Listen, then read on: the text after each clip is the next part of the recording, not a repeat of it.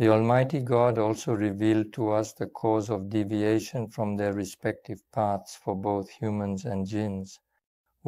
That's why the world is in danger. We take it lightly, we count it as if it were limitless, our affection, our interest, our connection, our living as a blessing from the Almighty. There is no problem in these. Infatuation, satisfaction with the world, comfort as adornment, progress in right direction, happiness with it, gradual detachment from desire, and expectation of afterlife, a terrifying peril.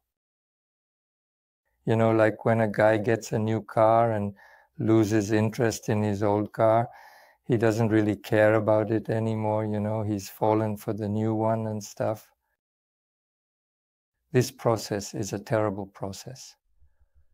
When a person's heart falls into the world and gradually moves away from the promise of the Almighty, if the enthusiasm in their feelings disappears due to seeing their dream, experiencing their desires, and getting closer to their expectations day by day, then the Almighty punishes the companions who experience something similar in Uhud and leaves them devastated.